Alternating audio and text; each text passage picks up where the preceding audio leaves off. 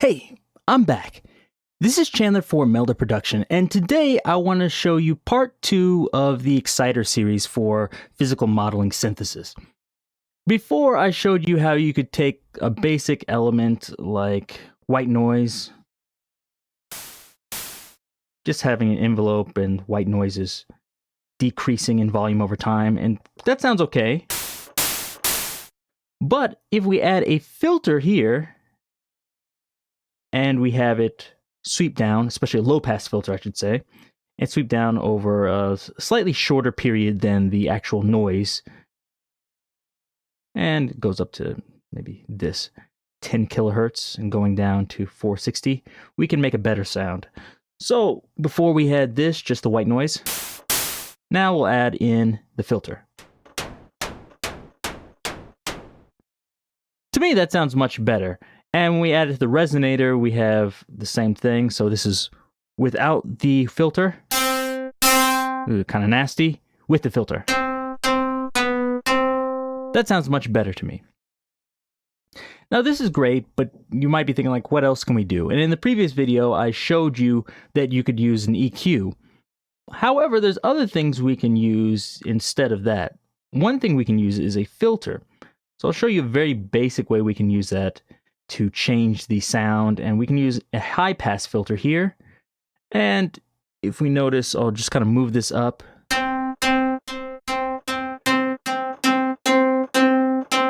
You notice when I get closer to 0, or I guess the fundamental 0 octaves, that it gets a little bit bassier, and I can actually adjust that using the resonance here.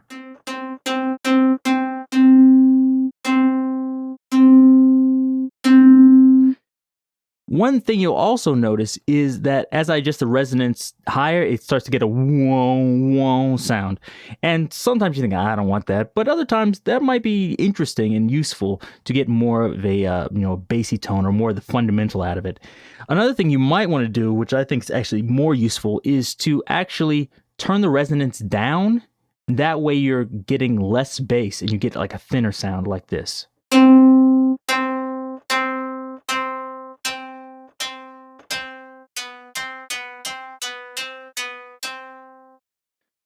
That's one really interesting way, at least in my opinion, you can create a thinner sound. So if you don't want so much of the fundamental in there, and by using this and having it in normal mode, which is key tracked, it'll do that for every single note all over the spectrum. So it's really useful.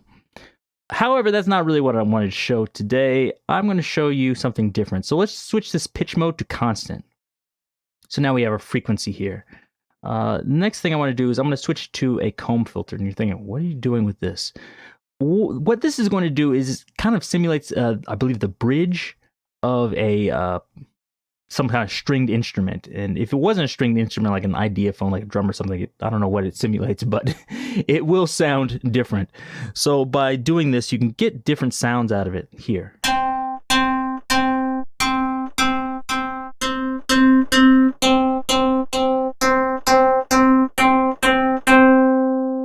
So we can change the frequency. Another thing we can change is the type of filter. Instead of comb 1, try comb 2.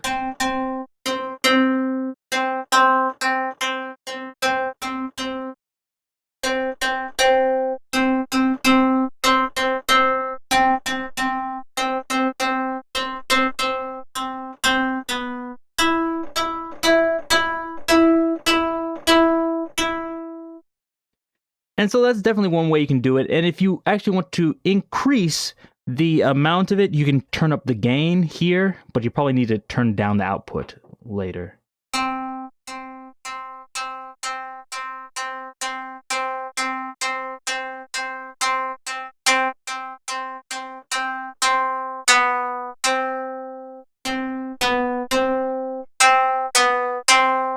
So hopefully you can hear the difference between those. Just remember when you're turning this up, turn the output down. I probably should turn that down a little bit more. Hopefully you get the idea though. So you have all these comb filters 1 through 8, and also you can use the B comb too. Those will also do something there. And this is a really good way to get some extra sounds out of it that you wouldn't be able to get otherwise. And it can really adjust the sound in lots of different ways. Let's, however, do one more thing. There's something else I want to show. So instead of using this filter here, turn this off for a second. Actually, just get rid of this. I already showed you that. Let's think of like what other types of filters can we use? So if we look in here, we see like, okay, we have all pass, band pass, filter, filter basic, filter fast, but what's this? We have modal filter. And we can actually use this, and this is very, very useful. So the first thing I'm going to do is I'm going to go into the preset I made for all harmonics, and all that does is it just turns everything on here. I'm going to turn the output down because I don't want to blow out my ears. I'll turn the resonator off for a second, and let's just go in here and look at what we have. I'm going to go into here where it says Foley and textures. I think some of these I put in myself, but some of them should be included. So we have things here like, let's see, metal. Let's try this. Here's what it sounds like.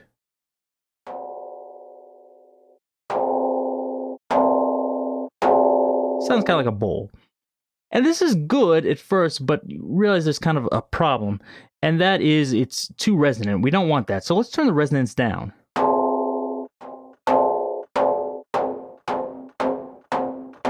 This sounds good. So here I can actually, oh, it's actually percussive. Let's say we want it like even less resonant piece of metal.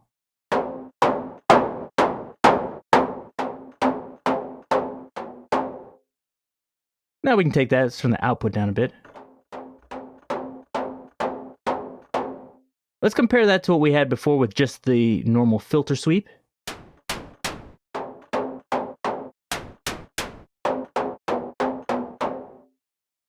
Now we're getting actual harmonics. But one thing that you might want to change is if I'm actually hitting, let's say, a piece of metal, or let's say I'm hitting a piece of metal on a string or something, of course, the piece of metal isn't going to change size. So instead of having this pitch mode at normal, we're going to have this at constant. So now it's going to be like we're going to hit our string with a piece of metal.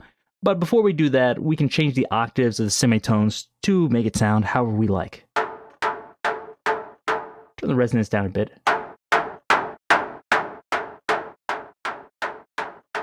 And now let's change the semitones.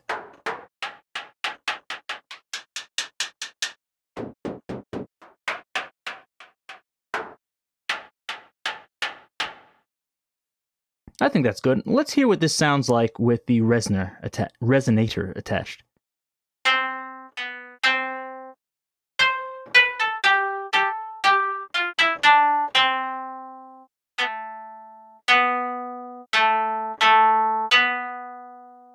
Turn the modal filter off.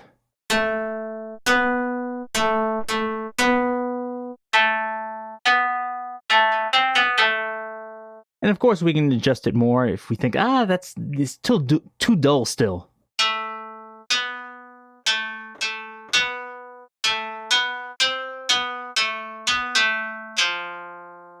I can't play keyboard, but hopefully you get the idea. And you can mess around with that, changing the octaves.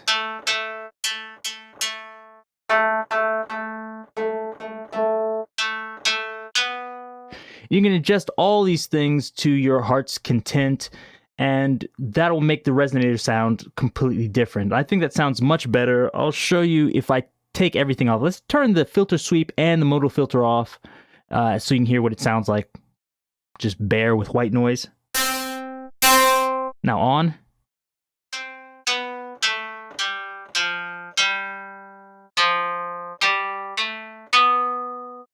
And maybe you're thinking, I don't really like that metal. I want something else. We can go over here to B, and we can add something else. Let's try wood maybe, or bamboo. Let's try wood. It seems to have more harmonics. Let's just listen to it first.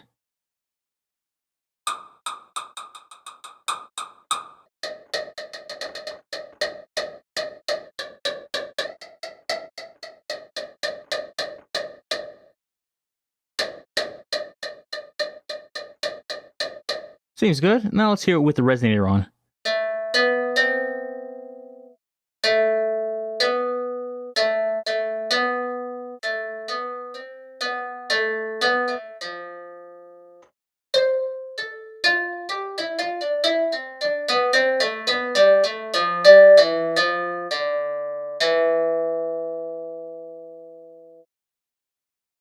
as you can hear, it adds something, it almost adds like a resonance to it, or almost like a reality, and it gets rid of that harsh high end or that plasticness that you oftentimes hear in some physical modeling instruments.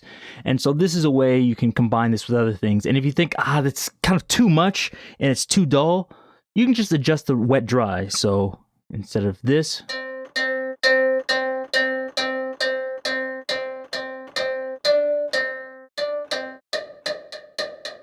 oh, sorry, doing the wrong one.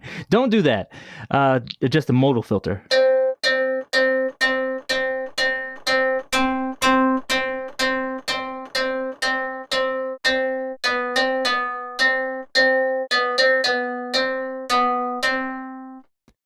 So you can put that wherever it seems good to you. By doing this now, we can adjust things, and things that maybe you don't have samples for, or you think, the sample's okay, but it's not really what I want. Now you can use the modal filter and come up with all sorts of different variations on your own to shape whatever you want. And you can even use this to make your own, let's say, commuted synthesis, it's exciter, and export it if you want. So hopefully this gave you some ideas what you can do with the exciters to make your sounds more unique and interesting. If you like this, give me a thumbs up, leave me a comment down below. Check out all the other plugins at meldaproduction.com. And until next time, see you.